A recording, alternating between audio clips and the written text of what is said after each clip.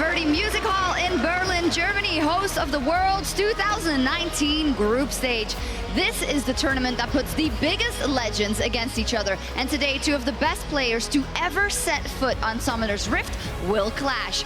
You're watching SK Telecom T1 and Royal Never Give Up through the lens of the Oppo phone camera, designed to make sure you won't miss a moment of Faker versus Uzi. There they are, the legends that will take to the stage today. SKT versus RNG, an absolute banger. Hello everyone, I'm Shox, joined by Raz and by Frosk for day 2 already of the group stage. You know, it's a long group stage, but somehow it always goes by very fast. Yeah, I mean, look. I haven't even processed day 1 just yet, so it's going to take a while for me. Yeah, I had to go back last night, was watching the VODs, was like, oh, this was an absolute banger. I wish I got to cast it again. And today we get to see SKT versus RNG. Yesterday we got SKT versus Fnatic. I am so on board for one of the biggest international rivalries that we have at the World Championship. Absolutely ready. And day 1 that had the likes of RNG, SKT, Team Liquid, and J-Team picking up wins, while Fnatic, Fun Plus Phoenix, and Damwon Gaming aim rather to bounce back today. Can you say that? Can you say that again? I think I must have misheard you. Yeah, Jade's team. No. And TL? Yeah, and TL. That one I can approve. What's going on with your LPL champion then, Fun Plus Phoenix? Woo! Okay, I expected wild games. I didn't expect. Did you expect Sion mid? I didn't expect Kaisa ulting at every opportunity. We call that the end. That was the LWX Express there. Uber Eats for free.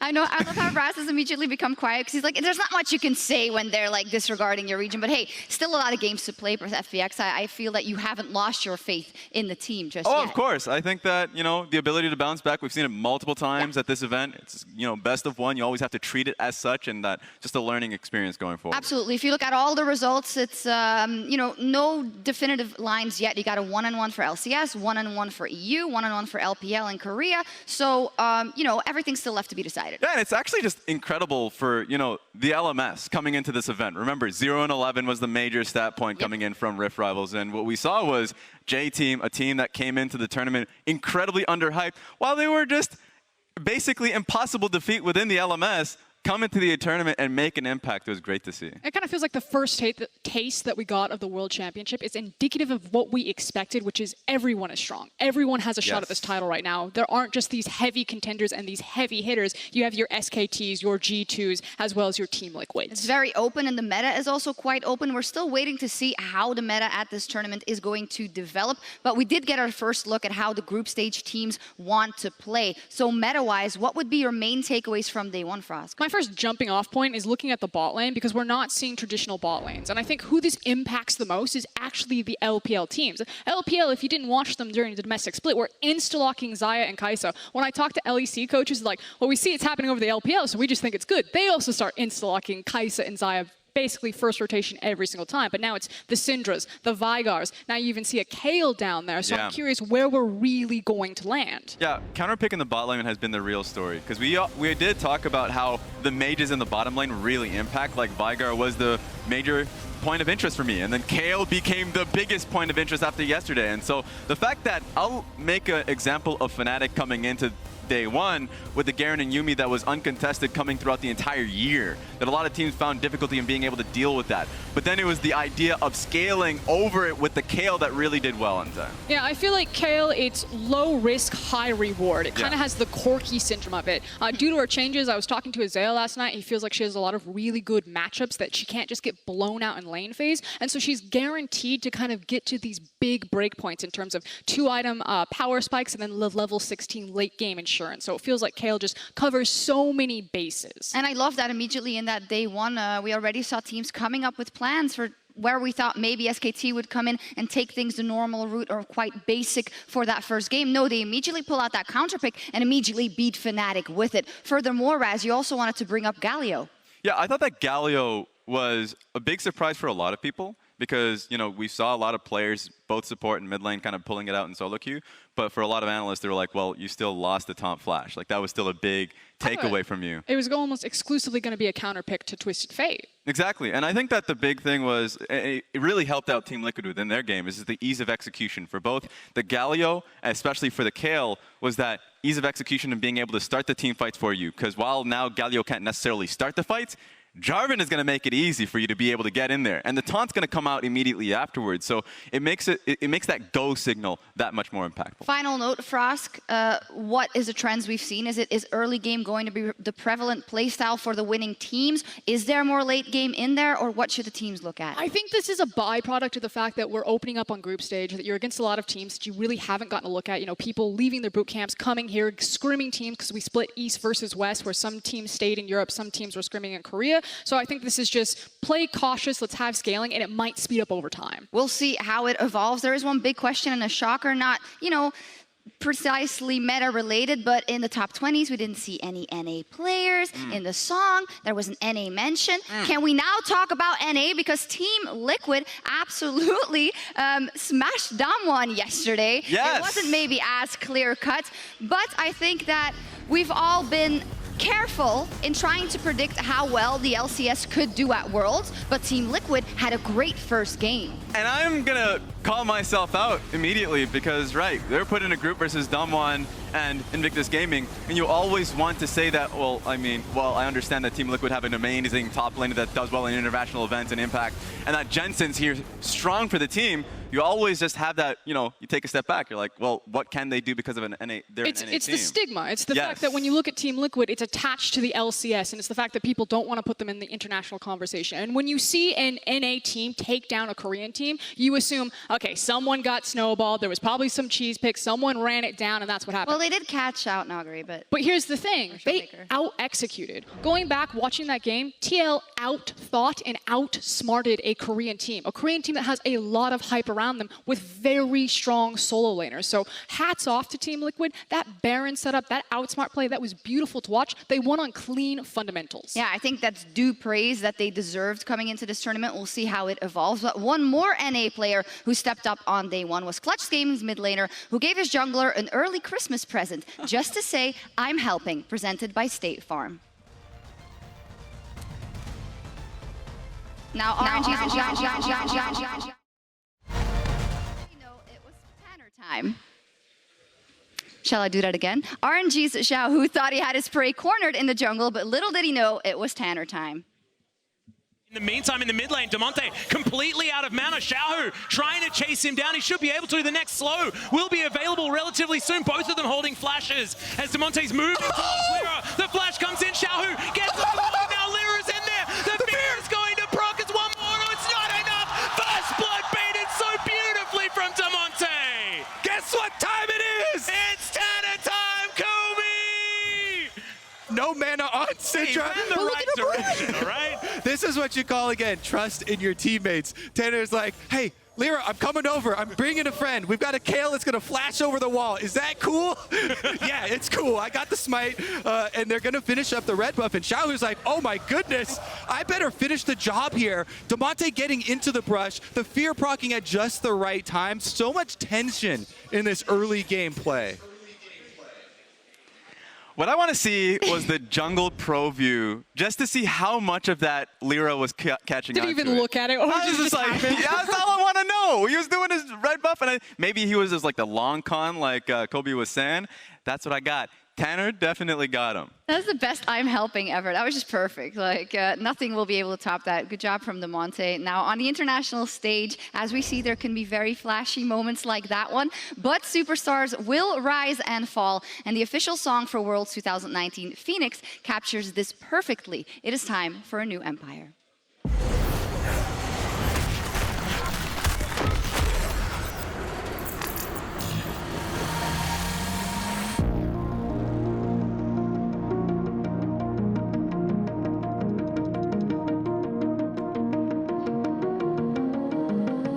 What are you willing to lose? You cover your wounds, but underneath them a million voices in your head that whisper, stop now. Another twist of the knife, a turn of the screws. It's all in your mind, and it's fighting you on yourself. The storm is coming.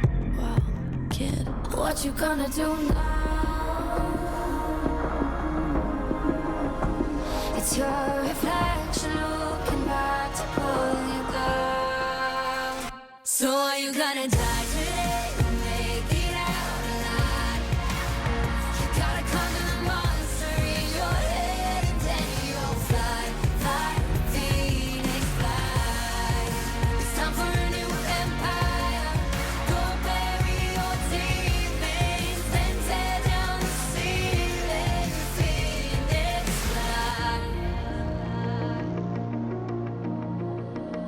And now you're playing with matches. Come out of the ashes underneath you. A million voices in the crowd. They're screaming, stop now. Well, let them swallow the pride. You're turning the tide to true believers. Got them in the palm of your hand. You're playing God now. What you gonna do now?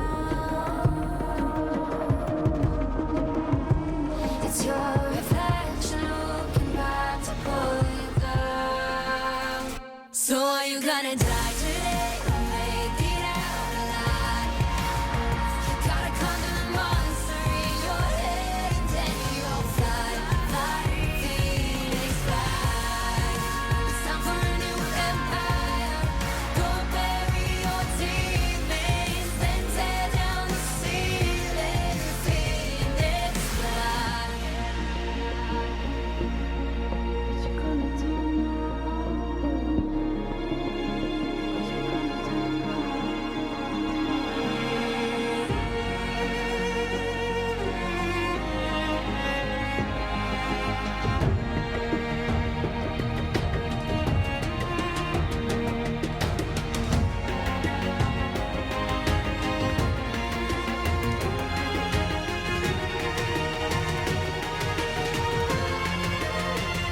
So are you gonna die today or make it out alive?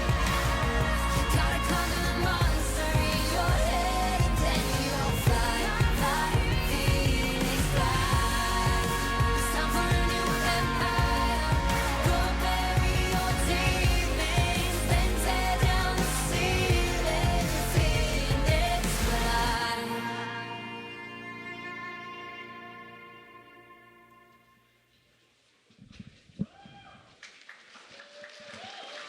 Good thing our mics weren't open during that one because I was singing and that would definitely Rocking out. ruin the experience. But yeah, I'm quite hyped after seeing that one and very excited to see how it will be live. But we still have to wait for that and see who will be on stage at that moment in the finals because we are a long ways away from that. However, today we're going to get a good indicator of some of the teams as we have some absolutely amazing matches. SKT versus RNG, Fnatic versus Clutch, and G2 versus Griffin, the kickoff Group A. Yeah, no way you cut this one. There is a game for everyone. Again, Yes. the biggest international rivalry, SKT versus RNG. You got some NA and EU there with the Fnatic versus Clutch. And then you now have G2 making their debut alongside Group A with G2 versus Are Griffin. you nervous for G2? Am I nervous? No, I'm not a coward like VODs. I think every European fan will always look back historically to G2, but what we always have to take into consideration is that they dominated MSI and that they pound for pound have some insane talent. Wonder, Jankos, the split MVP, Perks and Caps, like for every lane, you have dominant players ready and waiting. Well, I think that's wherein lies the danger, right? Because we know their ceiling, but the question is, how much of that ceiling have we seen as of recent, and how much of it are we going to see in this first game versus Griffin? Because Griffin is a very tough opponent who have finally made it to the world stage and have so much talent in individual roles as well. And we've been waiting for it for so long. You hear all the whispers about how powerful Griffin are in scrims. We saw, you talked about dominance for G2, dominance for Griffin, at least in the regular domestic split. These guys hit so hard, and it's part of that new chapter for the LCK, the new blood, the new meta. They are a fast and furious team. Key names like Viper really to watch out for in that bot lane. And if anyone is going to go toe-to-toe on a mechanical micro level, it is G2 versus Griffin. And I think if we're talking about, you know, worry, I'm worried for Griffin a little bit under the pressure. Remember, game one, Worlds, they haven't been to this stage just yet, and every single time they were at the highest level, you know, be it playoffs, Rift Rivals, and they're only international. I know what you're implying. I know what you're implying. You're saying that they're chokers, right? But I don't think that is completely fair. I also don't agree with it. When you look at Griffin versus SKT, because that's kind of the team that's always been the thorn in their side. And yes, there have been other teams that have defeated them into best of fives, but ultimately their draft almost completely changes in terms of priority. And I think this is a small fix of drafting issues against a very specific team. And when that team is the 3-time world champions, I'm going to let it slide, and I'm going to say I'm never going to give Griffin the international chokers unless they choke on this stage right now. Is that fair, For now, Raz? I'm just hype. I still, once again, we don't have many games to judge off of, and I think that we need to see them when they are in a deficit to be able to claw behind, because oftentimes when they are, they tend to bleed it away. Now, I will say I do have some concerns with the whole coaching staff management. Yes. I don't know what their infrastructure looks like behind them, but that's the only red flag I see. Otherwise, I'm not ready to write Griffin off at all. I'm still just excited to see them debut today. Absolutely. It's going to be a very explosive one, and every time we say that, it goes slow, but I don't think that will be the case for G2 versus Griffin later on. Now, also in Group A, we'll see the North American representatives, Cloud9, close out the day alongside Hong Kong Attitude. And earlier, Sven Skjæren shared his thoughts on his group. I think group draw could have went a little bit better for us. I think we got a little unlucky, but obviously it's Worlds, and I think you're pretty stupid if you go into Worlds thinking it's going to be easy. So no matter what group we got in, it's always going to be hard to get out. And obviously, I think we can make it because I think the other teams might not respect us as much, so I think we can sneak a few wins off them. Yeah, and I love that opinion because we already saw how, FPX, losing that first set. And if I look at this group, I'll even say, looking at Hong Kong Attitude a little bit, that Crash and 3Z, they have some great players in that roster that can really come up clutch in those moments. So I want to see what they can do today. Yeah, it might be closer than most people think. Of course, Hong Kong Attitude coming out of those play-ins and have a couple of games under their belt. Yes. The position that C9 has been in previously. We'll have to wait and see. For now, though, we will hone in on a big clash and our first game of the day, because since the early days of League of Legends, two teams have always been at the top, fighting for the biggest titles, SKT and RNG. Now, throughout everything, two players have been the biggest stars of these teams, Faker and Uzi, and today in game one they are going to clash. Now, we saw a first glimpse at the teams yesterday, but first I want to look into kind of how important this is from a historic perspective that these two teams clash on day two. Well, on one side, you have a team that needs no introduction. SKT, the winningest team in League of Legends history. They are the gods of League of Legends. And the thing is it's not just an organization that continuously lifts the trophy, it's the fact that it's built and cemented around the player that has been there through it all. The Michael Jordan of esports in Faker. And that's what makes their reign so impressive. The fact that we had an actual dynasty in our esport for so long, and they're here again to try to lift the cup for the fourth time. And I mean, they're going to be going up against RNG, Royal, a team that at all times domestically, in their early years, there was always doubters domestically, but then they come into international events and then they just shock and awe. Like back-to-back, second place finishes, always being in the finals for 2013, 2014. And in the last 8 LPL finals, they've been a part of 7 of them. They have just become a monster as of late. Yeah, they've now taken over in the LPL as the premier organization. That title used to be held for Edward Gaming, yes, especially when EDG was the first one to lift the international trophy, the MSI 2015 for the LPL.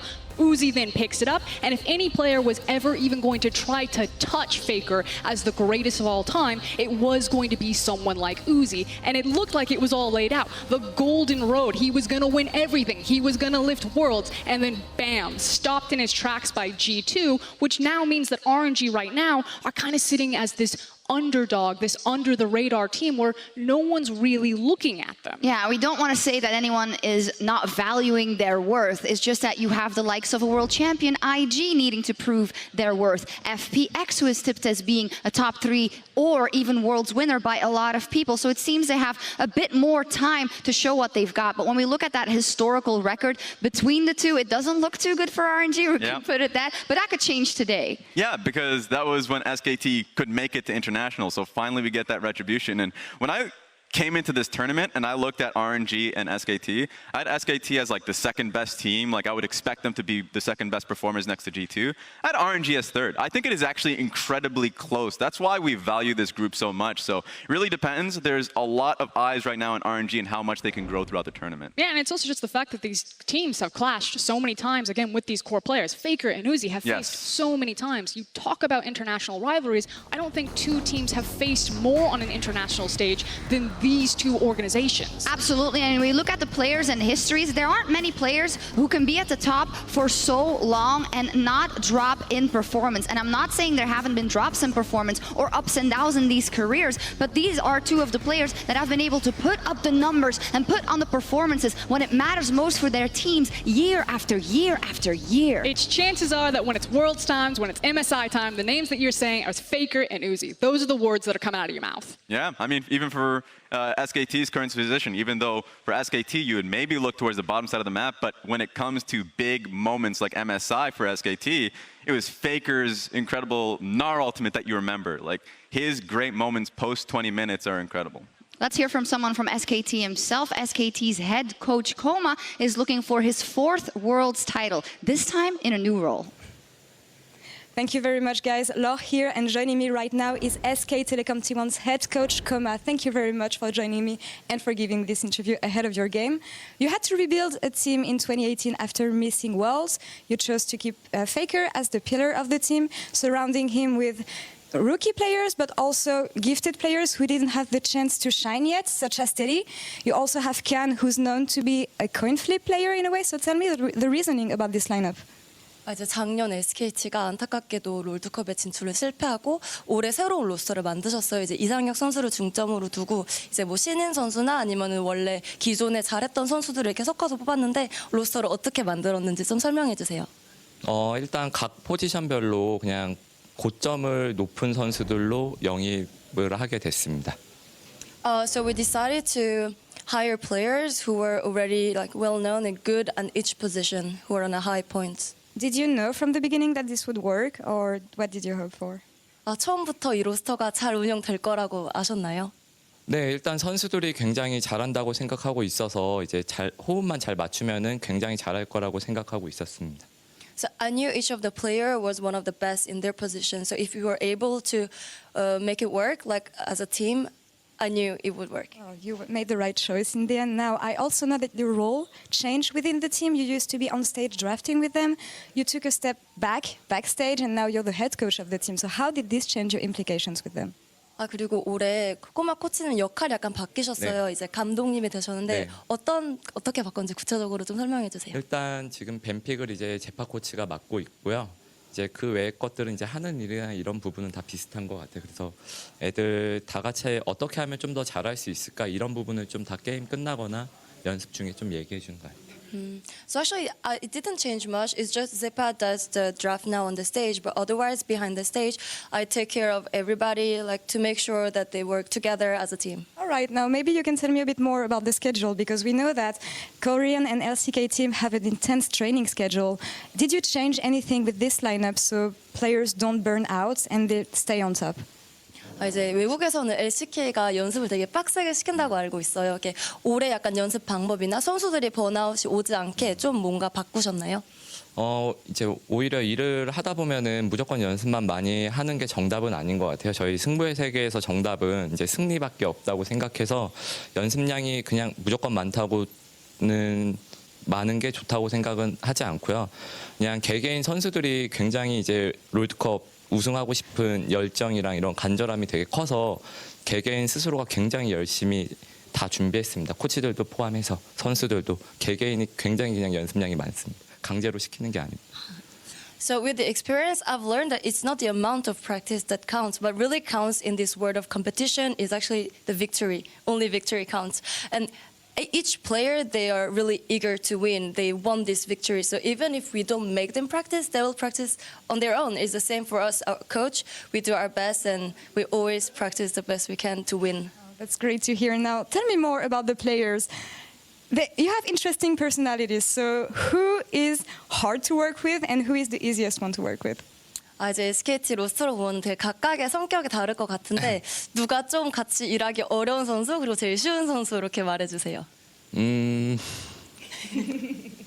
개개인 개성이 다 뛰어나서 다 쉬우면 쉽다고 생각할 수 있고 어려우면 어렵다고 생각할 수 있을 것 같아요. Yeah, so it's true that they all have their own personality. So we might say that they are all easy to work with, or on the opposite, they are all hard to work with. Right, well, I guess they have their good and bad moments too. 감사합니다, Kkoma. Thank you very much, Hajin, for the translation. Now back to you guys. Thank you very much. Informative interview. I love that you asked the question, but Kkoma was never going to give you a name because then he would be really in trouble. Almost got him. Almost got him. We were almost there. But lovely, of course, Kkoma, one of the only 2 remaining members on SKT with Faker coming into this year. A lot on his shoulders, even though in a slightly different role in this tournament. Now, I do want to look at, before we jump into the game or the first game, at how these 2 teams performed yesterday. That was the first big test. And when we talk about RNG, we talk so much about Uzi, but it was actually someone else in the top lane that was very important for the squad. Yeah, a great evolution for the team because I was concerned that it was just going to be the Uzi show, that they were going to pool all the resources into him. Wasn't the case whatsoever because they have, great carry players, actually. Xiaohu was so close to being able to nail MVP this split because of his, play on Akali and Syndra, but it was actually Lang Xing that gets that help. Because his Renekton play was phenomenal. Of course, was able to get the first gank for himself, and he was able to succeed off of that. And then he made those team fights count, as you can see in the clips going forward. Yeah, and basically just cast your mind back to last year's Worlds and how RNG went out. It was the fact that their solo laners let them down, that Letme and Xiaohu cracked under the pressure, that they didn't have the greatest tournament performance. That is not the way this RNG can be taken down. Xiaohu, as Raz just talked about, is having a close to MVP summer performance, and Longxing is a carry-oriented top laner. That's why I'm a bit more afraid of just self-inflicted wounds within the draft, that they put them on a Karma or a Scion. They don't trust themselves. Exactly. Go with your players. That's why you have a super team, not a super player. I know that Uzi is an amazing person, but there's a reason why you built this team as it is. Yeah, that's a great point. Would you say overall, because you've seen this straight out of the gate in a game 1, which is very important over Clutch, that they did put some more resources and some ganks towards top, does that instill you with more trust for RNG's run? Hell yeah. I am actually just so happy that it started in game 1 because it sets the tone for the rest of the tournament. Wonderful. Well, when we look at SKT's first game over Fnatic, we might say it's Faker and Uzi, but maybe it's someone. No, it was Faker. It was Faker for SKT. He played fantastic on that Tristana mid, and there was really not a lot of opportunities for Fnatic to turn those fights around after he was fed. I mean, he had a legendary performance, literally and figuratively. Faker came flying out of the gate with the Tristana on the mid lane. I doubt that we're going to see him get this pick again because he was so devastating with it, but that didn't mean that the rest of SKT were slouches themselves. I mean, yeah, we don't necessarily call them a super team, but you just heard Kkoma say that he believes he has the best players in every single position, and if Faker faults, you know that you can count on Teddy, you know that you can count on Clid, you know that you can count on Khan. That's why, talking about the evolution of RNG, that was a great evolution for SKT as a team coming into a tournament, starting strong, recognizing early game matters, and took risks when they had a lead. Well, I have to agree with you there. They were already scary at MSI, and now Fnatic, the famous level 1 team, no, SKT has that level 1 prepared. SKT has that flexibility in the draft to counter that Garen Yuumi. They have that strong early game as well. So they're looking scarier and scarier. So what are your predictions versus RNG for this SKT in game 1? Who's going to sell out first? Oh no! I just hope not a lot of people in China are watching this. So yeah, I think SKT is going to take this. I think, once again, already iterated it yesterday. I think they're the second strongest team coming into the tournament, and they started strong, so even that window doesn't exist anymore. I also have predicted SKT to take this. You saw the lower thirds earlier that talked about the head-to-head. It's a very lopsided rivalry. SKT usually get the better, and I do agree with you. If this was any other team, I have RNG placed very highly, top 4, but unfortunately SKT, I have them as favorites to win the tournament alongside G2. It's like, I'm going to throw you under the bus, but I'm so sorry. I'm so sorry. I'm sorry. The fans at least have also voted for SKT. I think that is no surprise. SKT and Faker are loved all across the globe, and these Titans are prepared to go to war. So let's get into game 1.